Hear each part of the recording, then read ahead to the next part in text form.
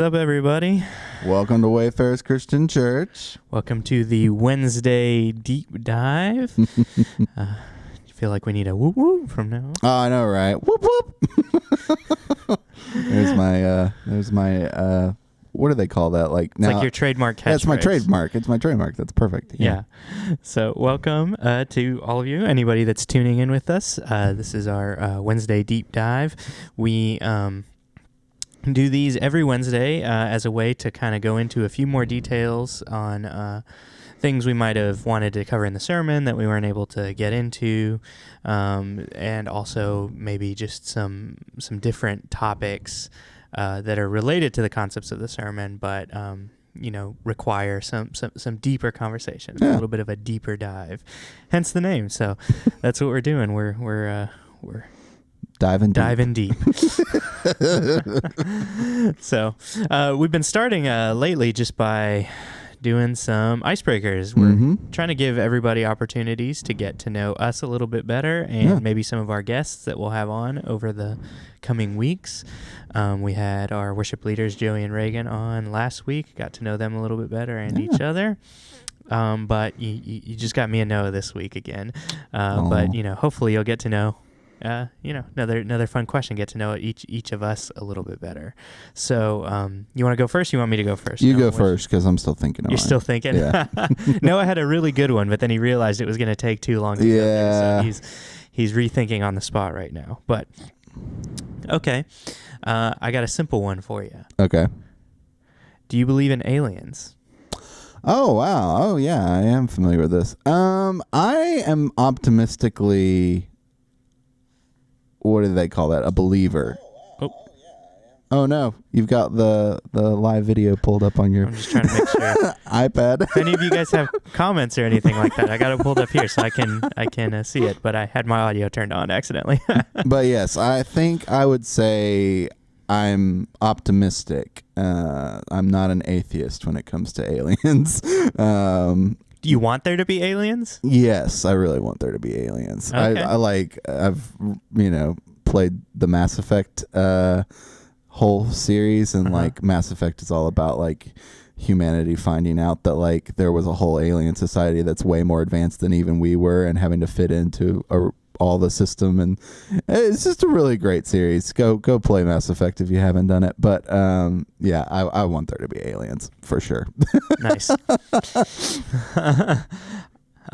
What about you? Do you believe in aliens or not? I don't think I do. You don't believe in aliens? No. Now, here's the thing, too, and I've watched a documentary on this. What do you classify as an alien? Because, like, scientists would classify an alien as, like, even something as microscopic as, like, like just one germ, basically, would be considered an alien. No, I don't think that... So I guess specifically I would classify as...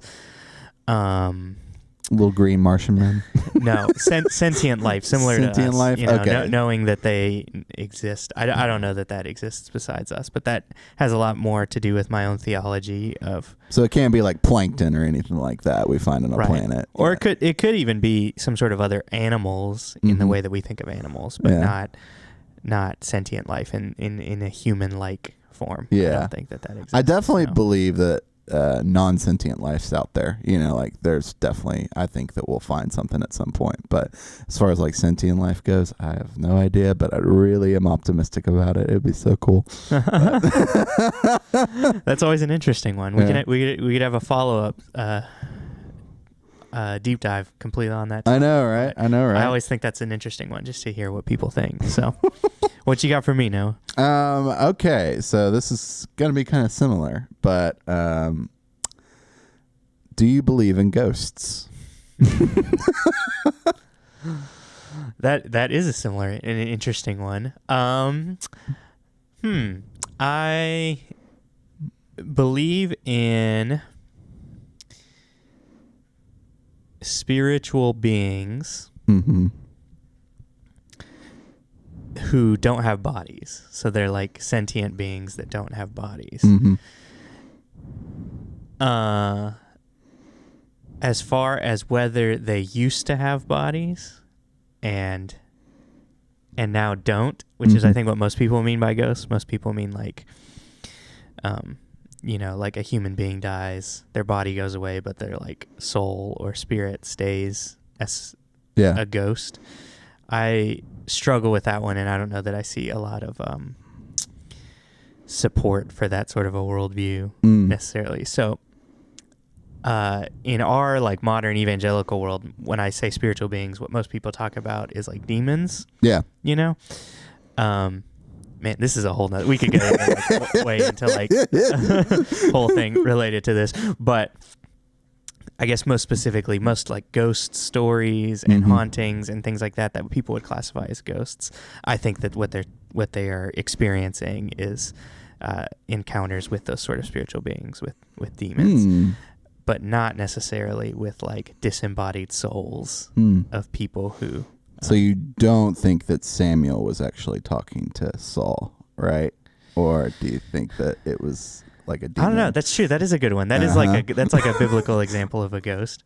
I probably think he was talking to Saul. But to me that seems different than like on their own souls walking around without being summoned. Yeah. Whether you can like summon the spirits of a disembodied person is maybe a different thing to me than whether like they're just out and about walking around. Yeah. So, what about you? Do you believe in ghosts? I was pretty hardcore on the no. I just thought they were all demons. And I've come around on that one actually. N.T. Wright has said some things about specifically like he told a story of like some experiences he's had where like, people have died and then seconds later a family member of them or something will it was even more radical than that. It was literally like they were halfway across the globe, and I think it was a husband and wife couple, and I think the wife dies, and like a few seconds later the husband, who's halfway across the globe, sees like a ghost of his wife, and he just knows that she's dead. And so there's just stories out there that like kind of defy explanation. I don't know if Alexander Graham watches these, but he told a crazy ghost story about his own personal life that I believe he was telling. Yeah. Like I really believed his story too. So I think I would say that after having a lot of conversations with people and just having their personal experiences, I would say that in some sense or another there are spirits around, I still haven't figured out exactly what they are, but it does seem like they're related in something to afterlife. I don't know. So yeah. Okay.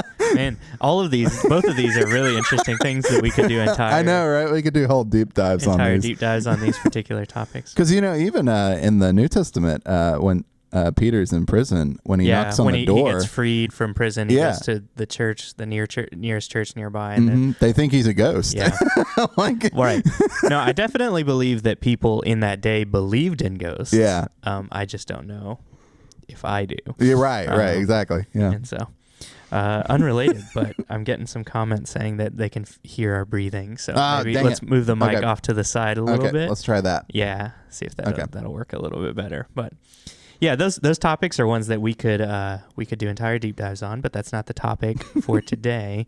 Today, we are going to be covering a topic that is kind of related to what I started talking about on Sunday, but we're going to go a little bit deeper in a specific area, and this may be, I guess, one of the first areas where me and Noah probably land on different sides of this.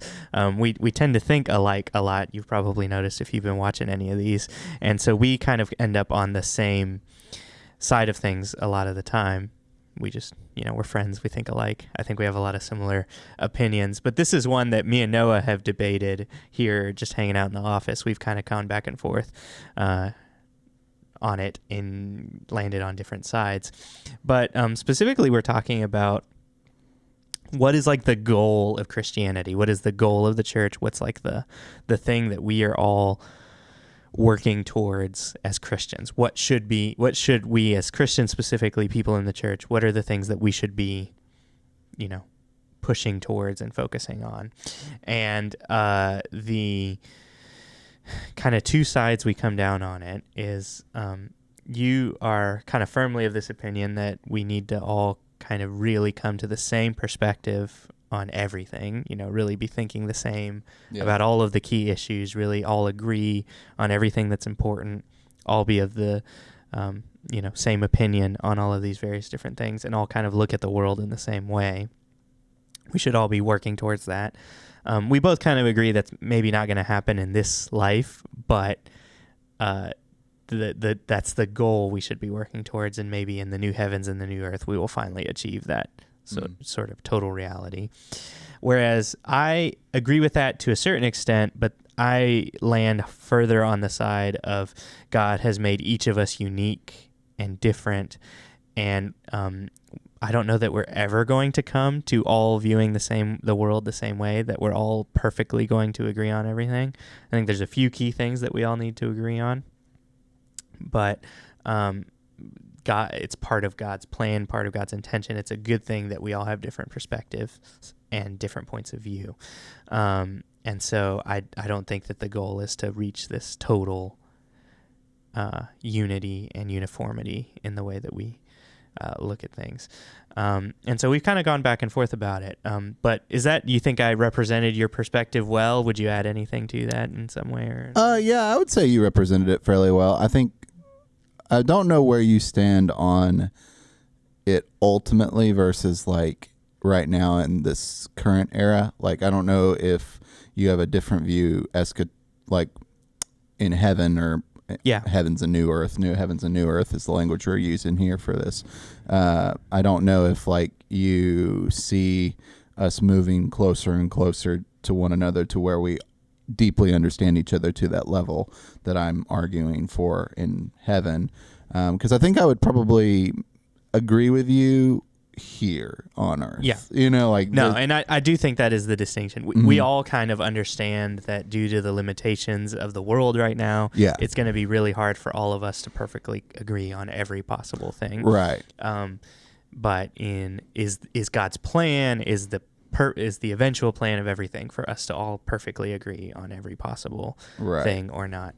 And no, I think I'm saying even in the age to come, even in the new heavens and the new earth, there's still going to be differences of points of view, differences of perspective, differences of opinion. And maybe we should unpack like what you actually mean by differences, because like, are you saying that like differences of like doctrinal issues? Or are you saying like differences in terms of like experiences? Like, what in your mind do you think of when you say that you see people staying separate from each other and different from one another?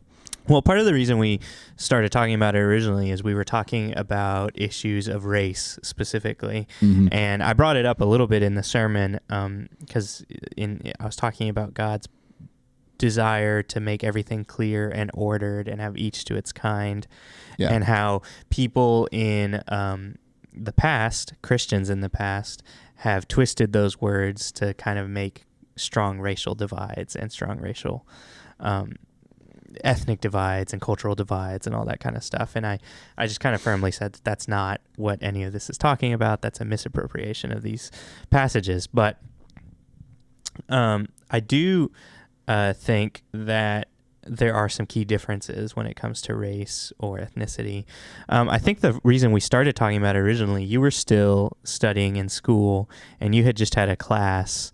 You were in a class on multiculturalism. Yep. And you got to read these two essays from two different people, two different perspectives that were talking about colorblindness. You know, the term people use, they call it colorblindness, where the question was, is the goal to be completely colorblind, where we just don't see race, we only see people as people? Is that what we should all be working towards, or not? And because of those racial tensions and the racism that's present in the history of our country, I think in post-civil rights movement and as people have tried to kind of reconcile those things, there was this push towards colorblindness, they called it. And used to hear people say this a lot. They'd be like, "Oh, I don't see color. I'm colorblind. I don't see race. I don't see anything. You're, just a person to me." And recently, one of the essays you read in that class was arguing that that's not really what I want, especially as people, minorities, black people, people from minority cultures. They were saying, no, I still want you to see the uniqueness of my culture and of my race. I want you to see me as different. I don't want you to just pretend that I'm the same as everybody else. I want you to see the differences. I just don't want you to treat me as like lesser because of those differences. Right. And so the two authors you were reading were kind of arguing, one for we should be colorblind, and another for being like, no, we should see those differences and celebrate them.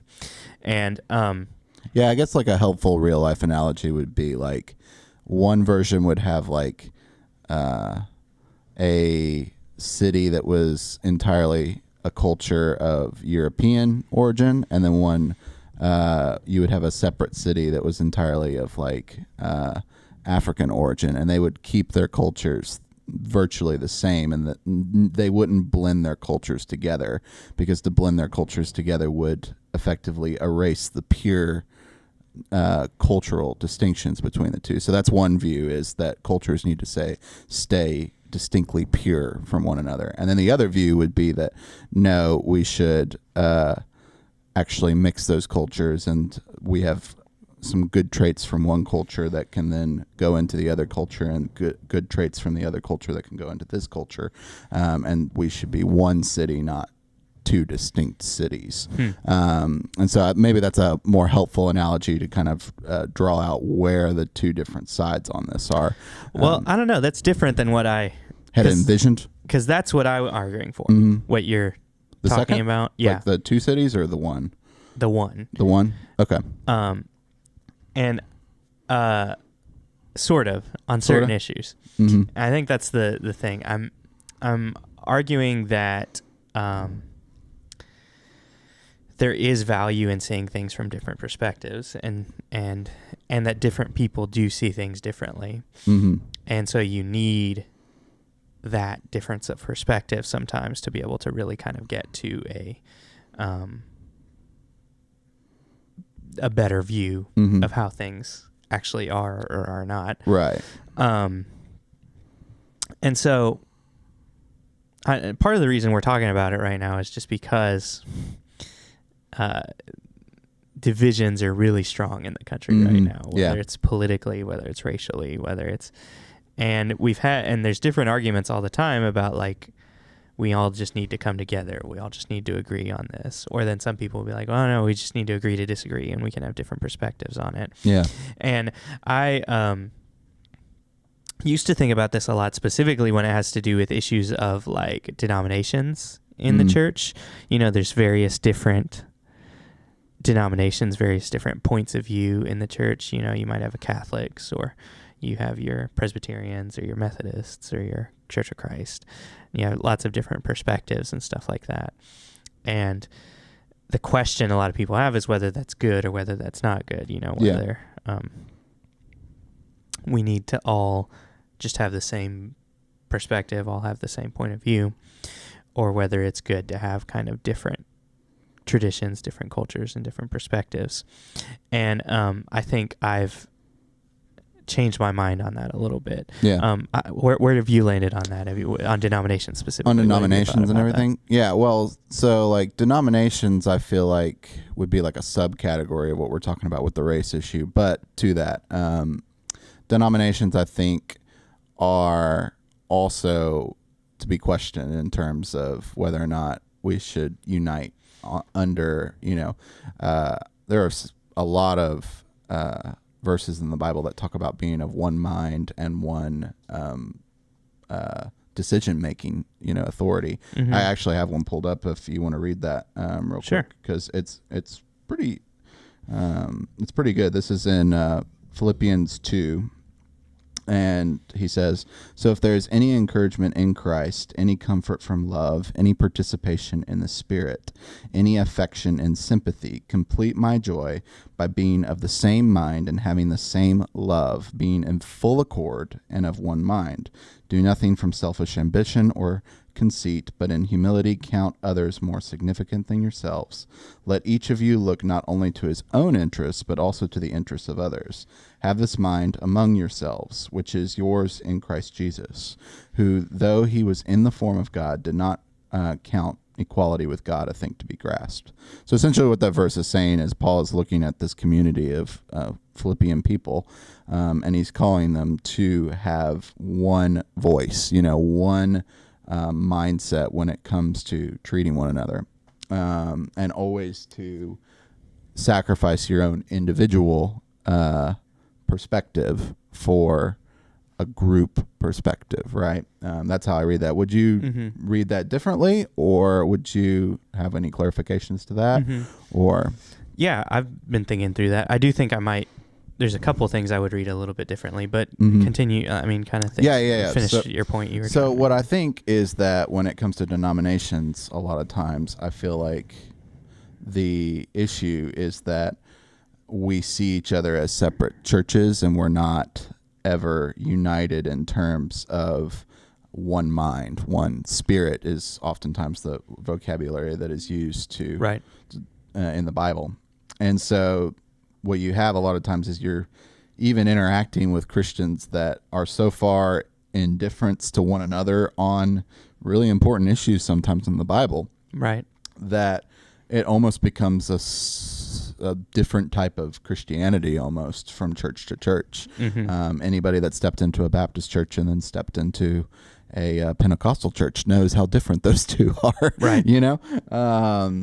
And I don't know if they ever could worship under the same roof together and walk out friends, if they did, like, they would have to either agree on which worship style they were going to use, and if they tried to blend the two, I feel like it would be a mess, Yeah.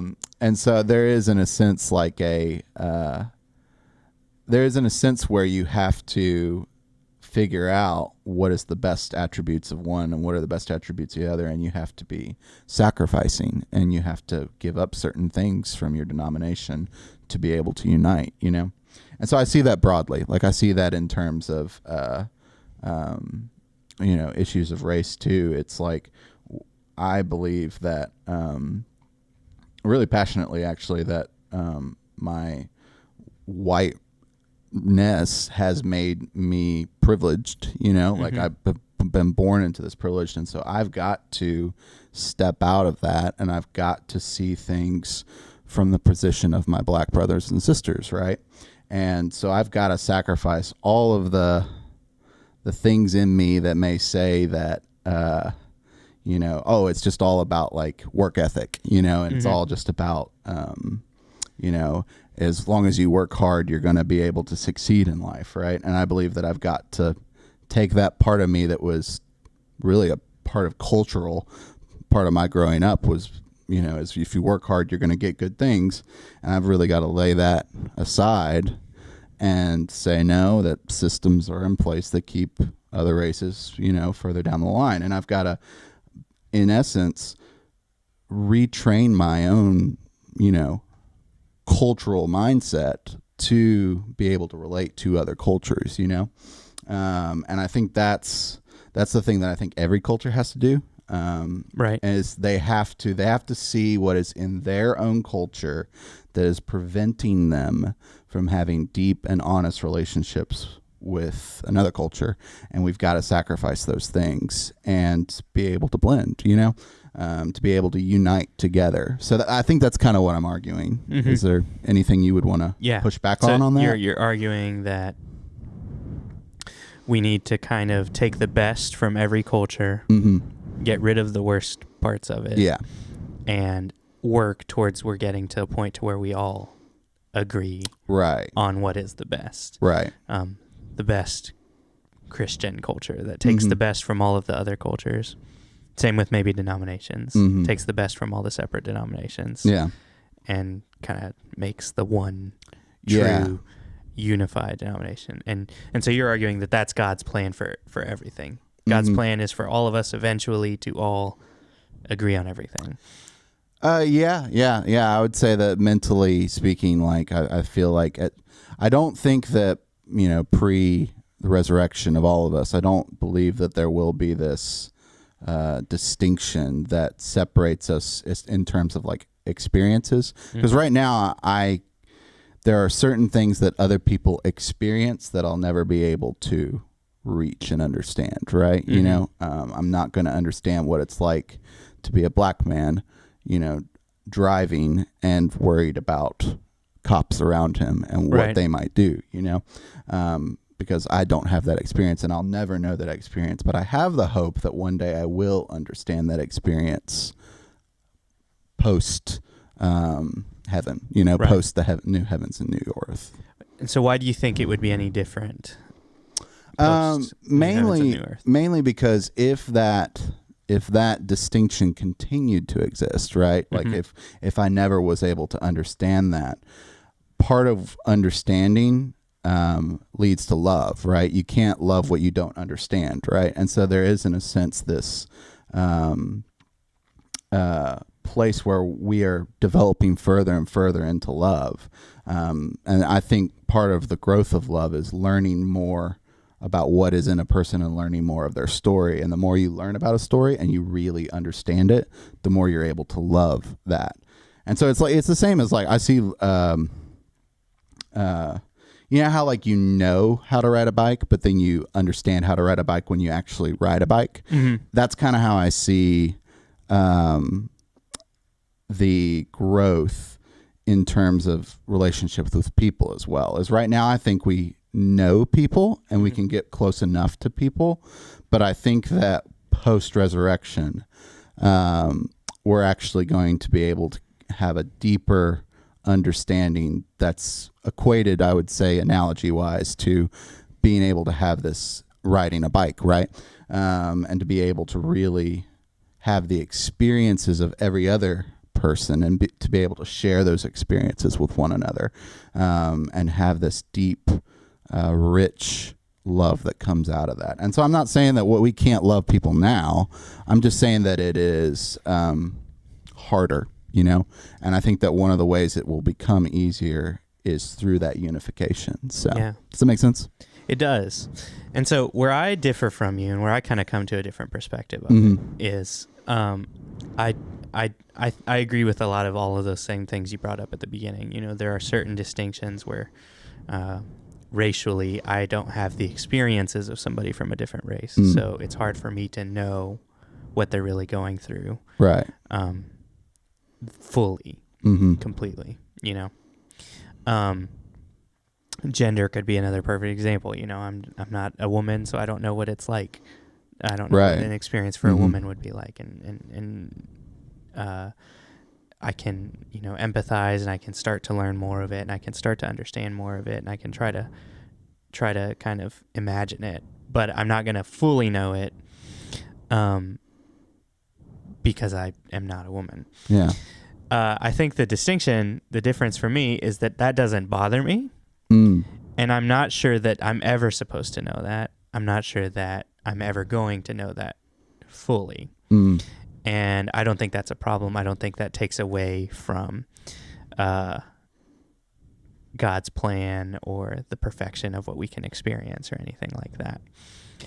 Theologically, there's a couple of reasons I think of that. First, I think certain distinctions are there pre-fall, so like male and female. It's pretty clear from the Genesis creation story that God creates them male and he creates them female. And it's very important to the Genesis writers that he creates male and female. And he says it's good. Yeah. He creates them distinct and separate and he says that it's good. And I don't think that the goal is for us to kind of reach the new heavens and the new earth and be like genderless, androgynous people. In some sense, I think there's still going to be a maleness and a femaleness to male and female in the new heavens and the new earth. Related to that, I think that the unity of the body that Paul the Apostle Paul talks about later, which is what a lot of people like appeal to. You know, Right. like, oh yeah, the church is supposed to be unified. Even when he makes appeals to the unity of the body, he still creates distinctions for roles and parts of the body. Mm-hmm. And so he says, one person's the head, one person's the more honorable part, one person's the more dishonorable part. And he takes it as a part of God's design and God's intention that different people have different jobs, different things that they do, different vocations, different distinctions. And I don't see him thinking that makes it an issue, like that they're somehow not unified. They're not still one body, even if they have separate roles, separate jobs, separate body parts. Yeah. They still are one body, which is part of Christ, the head. It's still one church. Mm-hmm. So the passage you read earlier, which is where Paul is calling for the unity of the church. Right. I do think he is calling for a type of unity around Christ, a type of unity in doctrine, and so those sorts of things are important to me. But I don't believe that he is calling, at least right now, I don't believe that he is calling us I don't think he's trying to erase away those distinctions. Mm-hmm. I don't think he's trying to get us all to be the same type of person, which is why I think he spends so much time clearly still making gender distinctions, still making cultural distinctions, still making vocational distinctions. Because I don't think in his mind that actually takes away from the unity of the body. I think you can still be unified and have differences present. And I think part of the reasons I think that is because one of the things I would take issue with what you said earlier is you said you can't love somebody you don't understand. Yeah. But I would argue that that's not true. I disagree with that statement. That statement? Yeah. Because I think we're called to love God, and I don't think we're called to understand God. Mm-hmm. And in a, I don't know, funnier, but also my own experience kind of way, I don't know that I understand my wife, Adrienne, that well. Right. But I still think that I love her. Well, and so that's I don't know. I was saying, like, in terms of like degrees, right? I think that the understanding develops that love in a deeper way. I'm not saying that like it's a cold cutoff between, oh, you don't understand a person, you can't really ever love them. I do want to clarify that. What I'm saying is that it's a scale of degrees, right? And the more you know a person, the more you are able to love them, right? Right. And, there is, I think it's Ephesians 2 that focuses on this. There is a focus on God being made known in the flesh of Christ so that we can have a relationship with him, right? And so there is, in a sense, this place where Paul, I think, shows that it's only through Christ being manifest as a human that shows us who God is that we are able to understand him and therefore able to love him, like that whole point in Ephesians is, I think, why he then works to Ephesians 4, which is the big unity chapter, like we've talked about before. And so I think in a lot of ways, Pull up the verse. Yeah. Because it's weird. I think it actually says the opposite when I've read it. But you're good. That might be a good one for us to talk about a little bit more in detail. And so we're referencing the book of Ephesians specifically. We're going to look at chapter 2, you said, where Paul talks about the incarnation, the fact that God is made flesh. And now we know God, right? Is kind of the section he talks about. So, do you have it pulled up? Yeah, I think it's actually chapter 3. Chapter 3. Sorry. Okay. How could you know? You're supposed to know all your verse references perfectly. I know. I read, for people that have probably like seen that I get my verses wrong sometimes, I read a lot in chunks, and I don't really like I'll read the whole book of Ephesians in a day, and so I always get them off because of that. Weird flex, but okay. Sorry. That's fair. I'm just kidding. No, that's a good way. I agree with you. That I think that is one of the best ways to read the Bible. I actually have right here in front of me. This is an NIV Reader's Bible, which has no chapter or verse differences in it. Actually, show this camera over here. Can't really see it. Because the purpose of that is to read it straight through in big chunks like that. So I think that's a great way to read the Bible. But it does make it hard sometimes to remember specifically which verses, specific verses we're referencing. So I totally understand that. Yeah. All right. So I'm sorry. You're good. For this reason, I, Paul, a prisoner of Christ Jesus, on behalf of you Gentiles, assuming that you have heard the stewardship of God's grace that was given to me for you, how the mystery was made known to me by revelation, as I have written briefly. When you read this, you can perceive my insight into the mystery of Christ, which was not made known to the sons of men in other generations, as it has now been revealed to his holy apostles and the prophets by the Spirit. All that's basically saying that we now understand something that we didn't understand. That we didn't know before. Yeah. This mystery is that the Gentiles are fellow heirs, members of the same body, and partakers of the promise in Christ Jesus through the gospel. Of this gospel I was made a minister according to the gift of God's grace, which was given me by the working of his power. To me, though I am the very least of all these saints, the grace was given to preach to the Gentiles and the unsearchable riches of Christ, and to bring to light for everyone what is the plan of the mystery hidden for ages in God, who created all things, so that through the church the manifold wisdom of God might now be made known to the rulers and authorities. This was according to the eternal purpose that he had realized in Christ Jesus our Lord, in whom we have boldness and access, confidence through our faith. So I ask you not to lose heart over what I'm suffering. And then he goes on. So basically what he's saying there is that the mystery that Christ has revealed, right, is what allows Gentiles now to be united and basically everybody to be in one, you know? That's how I read that. I don't think he specifically. What all he says is that that the Gentiles are also heirs. He doesn't necessarily say they become Jews or they become, because I think Paul still makes a clear distinction between Jew and Gentile, even later on. Yeah, I guess the point that we're trying to get at is, does a further understanding mean additional love, right? And I see that here, right? Because it's like, how can the Gentiles be ushered into this position of love in relationship with God? Yeah, you're making a lot of theological jumps. He doesn't say love in there. All he says is that the mystery of the gospel wasn't known, and now it is known. Right. He doesn't say anything about love. Doesn't necessarily say that they can love God more or anything like that necessarily. Yeah, and I grant you, it is kind of a far-stretched position to take, but maybe I'll try this. So if you believe that love is not related to understanding at all, right? Is that what the position you would take? Love is not related to knowledge? No.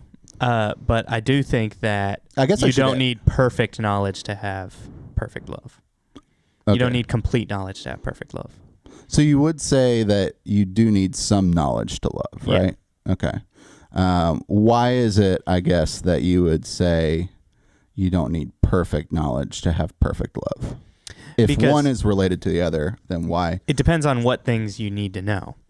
What are you having knowledge of? And so I think if you get more complete knowledge of certain aspects of a person, you get to know them better, and it leads to greater love. But I don't think you have to know everything about a person to be able to fully love them.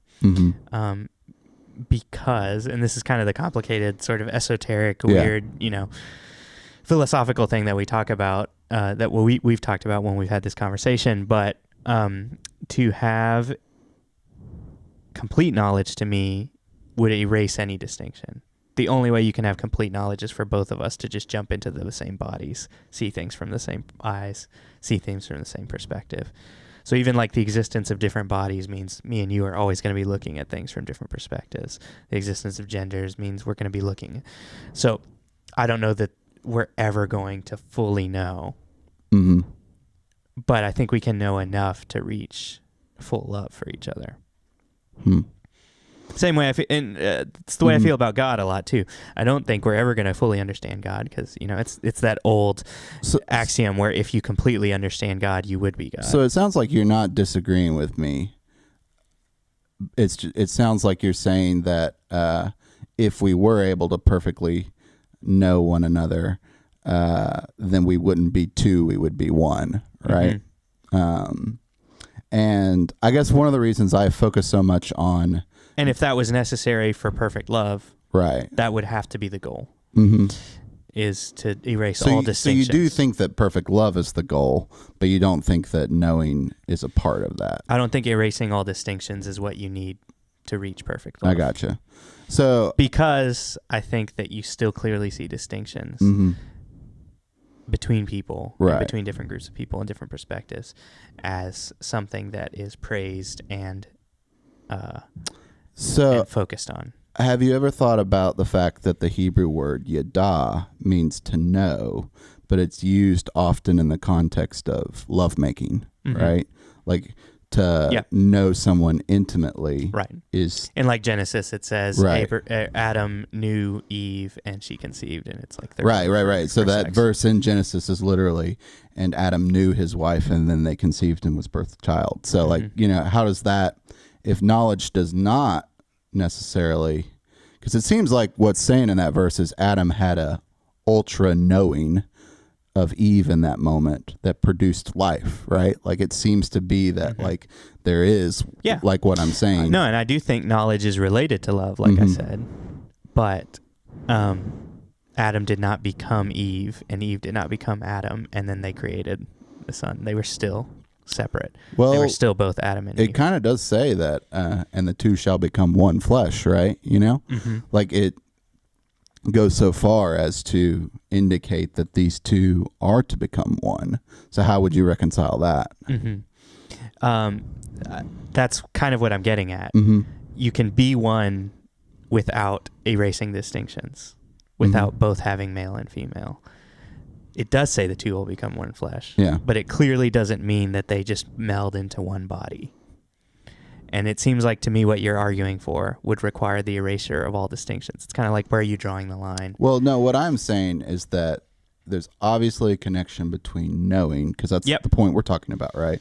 And love. Yeah, we're talking about knowing and love, right? I agree. And there's obviously a connection between knowing and love because of the fact that this Hebrew word is used here, right? Right. And then there's obviously a action that where two become one in this moment, which you had argued before was your fear of why you couldn't accept knowing, perfect knowing being perfect love, is because you didn't want two to become one, you know? No, because I do think unity is still something I want, and I think it's something God calls for, the unity of the church, that in that passage of Ephesians that you were talking about and all of that kind of stuff.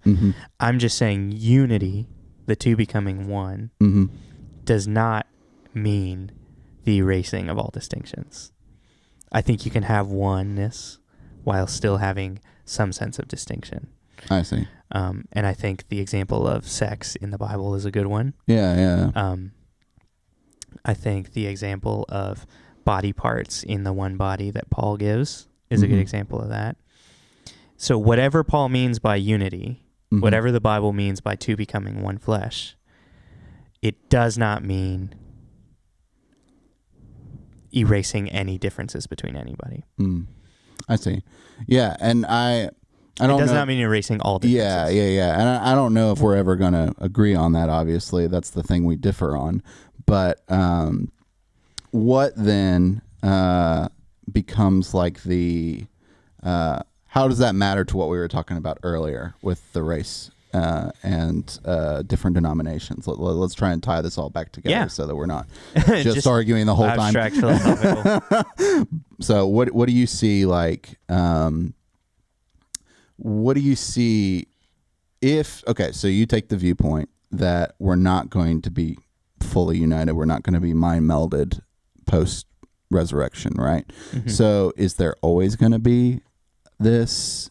Are you fully, I guess, do you feel like there's always going to be some distance between you and another person in the new heaven and new earth?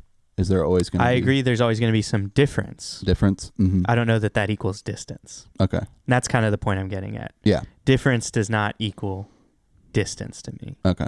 I think you can have unity. Mm-hmm. I think you can have true love. I think you can have perfect love Mm-hmm. while still having differences. Mm.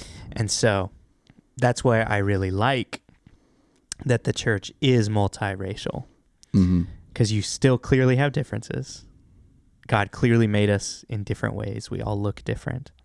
And the goal isn't for all of us to look the same. Right.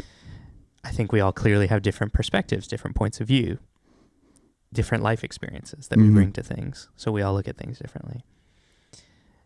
And the goal is not to get rid of all of those differences. I Mhm. think we can bring all those differences together and still have unity in some form or another.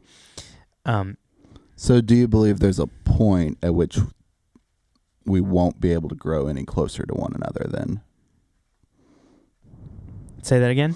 So do you believe there's like a point post heaven and post earth where we won't be able to grow any closer together? Like at some point we're going to get to the point where we've reached the edges of our understanding of one another, basically, and there's no more growth that can happen. I Right. think, yeah, that's almost a different question, which would be way more of another topic to talk about, which is kind of like, what is that new age, the age to come? What is it like? Is there ever any progress, or do we just like reach the finish line and we're all perfect and there's never Yeah. anywhere to go from there? Yeah. Mhm. I don't know that I think that. I think that Yeah. Do you think it's static, or do you think you're progressing? I think And- we'll still yeah. keep progressing in some form or another. Yeah. I just haven't really thought through what that would look like or what that could seem like. Yeah, because I tend to think it's static, which is Mhm. why I think I tend to take this mind meld kind of Right. form as like, because I don't think that you continue. I don't know. Is there any verses in the Bible that tend to say that you would like grow further post heavens and new earth? Because I don't think there is, unless I'm just, anyone shoot a comment about a verse down there that has anything to do with you learning or growing in the new heavens and new earth. I'd be really interested in that. But I don't, Yeah. I can't think of I can't one. think of a specific verse. Mhm. What I can think of is, and this is my point I've been making for a Mhm. long time, the new heavens and the new earth is very much a new earth in the same way that this earth is. Right. And so you still have to have movement in some form, I think, Mm. for it to be earth. Yeah. And I don't know what that would look like, you know? I don't know what that could, but like a simple thing is just, I do theologically believe that we're still going to have work in heaven. Mm. I think there's going to be things that we work on, things that we do. Yeah. And so even if your work is just as simple as like building a table, Mm-hmm. there could be a point where you haven't built anything, and then a post point where like, here's the table that I have made. Yeah. And that's progress. Right. You went from no table to a table. And Mhm. just the existence of that, I think, could just mean further right. growth, further love, further growing, deepening of relationships, deepening of individual relationships. If you have an eternity to do it, you could spend lots of time getting to know each person individually more and more and more. Mm. And, moving on from there. But I don't know, it's really speculative. Yeah, Everything we're doing is really for sure. speculative. I mean, we're definitely arguing about something that we have we see through a glass darkly, right? Like, Right. Soon we shall see face to face. But And so I think one of the reasons I would bring this up, because personally, just a personal story as to why I've thought about this a lot, is my own experiences growing up in a cross-cultural, interracial family. Mhm. So my dad is white. He's American, born here in the U.S. My mom is Hispanic from Chile. And I grew up with Hispanic grandparents, my mom's aunts, my mom's brothers and sisters, whole Hispanic aunts and uncles, and I also had my American grandparents and my American aunts and uncles. And I found lots of things. I found that my life was better, I think, because I had those two different cultures, two different perspectives, because each of them brought something different to the table. Yeah. That I wasn't able to get from the other culture. And I kind of find myself feeling sad for people who don't have that kind of cross-cultural thing, because they only ever get one perspective, only ever get one point of view. And that was like the starting point of it. I remember noticing that really early on when I was like in elementary school or middle school, that this was really cool that I had these two perspectives. And that's just been a truth, like as a concept that I've seen played out just a million times as I've gone through my life more and more, that more often than not, the more differences of points of view, the more differences of perspectives, the more diversity that you have present in a situation, I think the better you end up. And so because of that, I view that as like a good thing that God wants, is to continue to have all of those diverse, multicolored, complete differences of perspectives and opinions. I guess I would agree with you on that, but I would say that I would emphasize the end result of that, which is that you have diverse opinions that then all get funneled into one thing you do, right? You know, and so, you know, in terms of goal, you start out with the many and you end with the one, right? And to me, you know, I get that. I really do. Like, I get the want and the desire to have uniqueness and distinctness, you know. And I will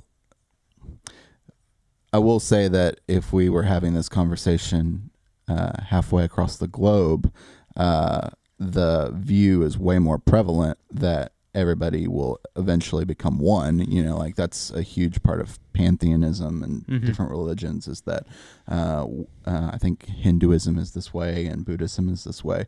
It's this belief that everything eventually ends up all funneling back into the one, the essence, nature, whatever it be. We're all united in some way. But I feel like for me in my own personal life, there is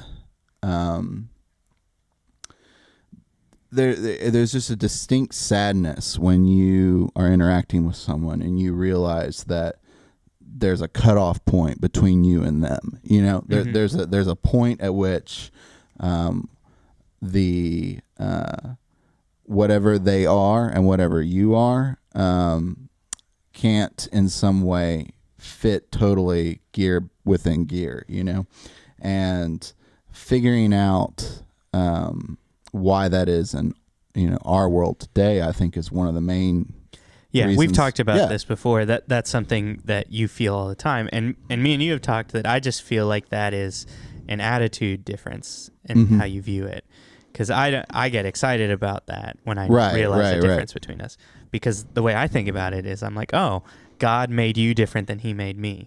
He had something specific for me to do. He had something specific for you to do. Look at the amazingness of God and how different he's made people. That's how I feel about it. So it generally gets me excited.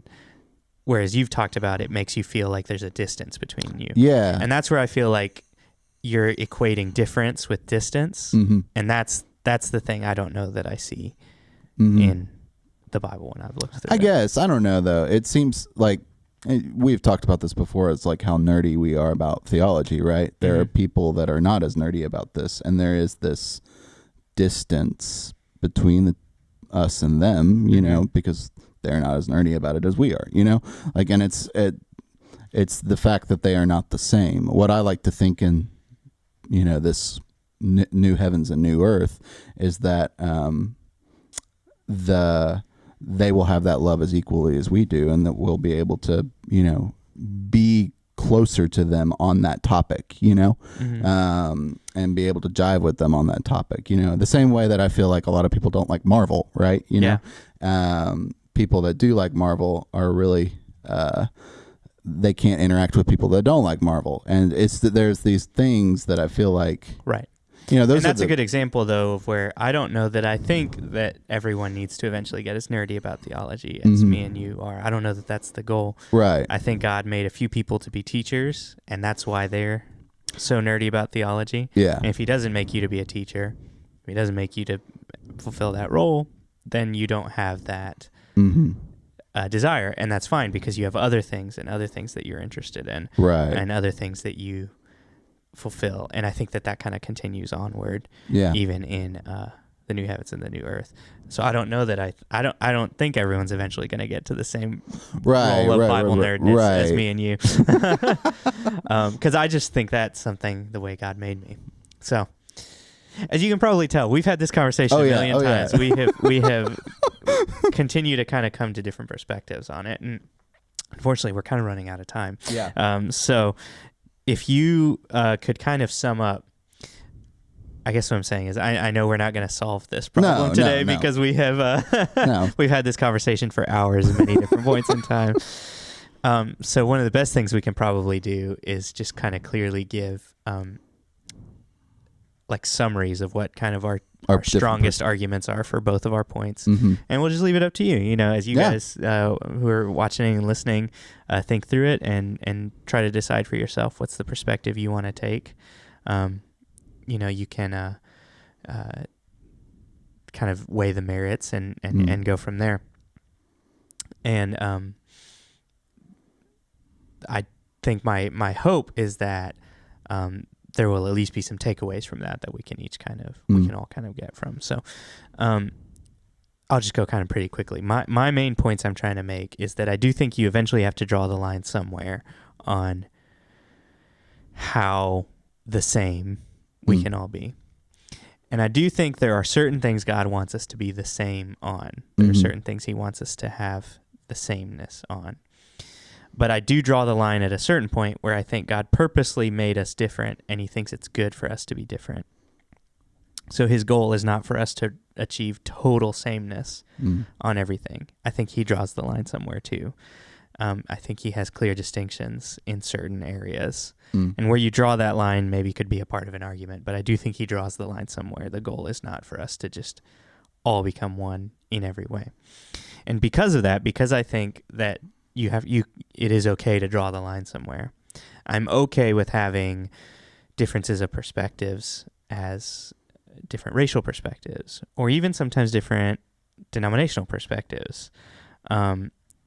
I think there's, just kind of different aspects of who God is that different people resonate with better, and different denominations can hit those better than others can. And then also related to that is just kind of the differences of jobs and roles that God has given each of us. And I think it's okay for there to be different jobs, different roles for each person. And also maybe different personalities would be connected to that too. So I'm okay with drawing the line at a certain point and saying we do need to be the same up to a certain point. But the unity of all of us in Christ is not dependent on all of us being the same on everything. And so in general, I think that lets me be somewhat more okay with those differences, depending on if I think they fall on this side of the line or that side of the line. And that's what I end up doing lots of times in life is this one of those things that falls on the side of the line that we need to all be on the same opinion of, or does this fall on the other side of the line, which is just this is a nice diverse difference that God made us in. And most things in life I'm trying to categorize in one way or the other. So that's what I would argue for. Maybe you agree with me, maybe you don't. So what do you think now? What are you arguing for? So I'm arguing that the progression that we are all moving towards is, and I said this at the beginning, I don't believe that we can achieve this here now. I don't believe that we'll fully be able to understand everybody to the utmost extent, but I do believe that post heavens and post earth, that we will be able to get to the point where we don't have any lack of understanding of another person or another individual. I do still believe that we'll be individuals, and maybe that's a conversation you and I can have later on. Because I would argue then you're just drawing the line there. Yeah, right. And I'm just drawing the line there, and that's possible, but I do believe that however close you can ever get to understanding a person without physically becoming the same person, I think you can get all the way up to that line. I believe I still would argue the point that I believe that the more you understand a person, the better you are able to love them. I still believe that. I believe that one of the things I see a lot in our culture today, the fights that we have between other people, is because they haven't empathized with people. They haven't actually understood where a person is coming from, right? They haven't been able to see the life experience that a person has lived that has made them arrive at the decisions that they're making today. People just look at the decision and judge it, and they move on. And I believe that it's our duty to understand as much as possible about another human and their story so that we are able to love them as much as possible. And again, I relate love to understanding. So if you don't, you don't. But I see all of that moving right towards a further growth in which I think Christians should be the most understanding and thereby the most loving people. I think they should be the people that look into other people's lives and fully see even a little further, because they have this spiritual sight that gives them the ability to see more of what the human story is in terms of their relationship with God and many other things.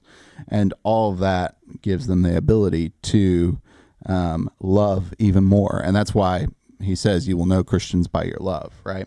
And so all of this Yada, the language of God in the Old Testament, having Yada for the Hebrews, having love for humanity, Adam Yadaing Eve, and having a child, all points to me of knowledge and understanding being integrally connected to love. Yeah. And so I think that ultimately what I want to say is that I never want to be in a position post heavens and post earth where you could say, I could love you more to another person post heavens and new earth, like to someone that is already resurrected. I believe that post heavens and post earth, we will love each other perfectly. And I believe that perfect love only comes through perfect understanding. So, yeah. I hear you. Like I said, we could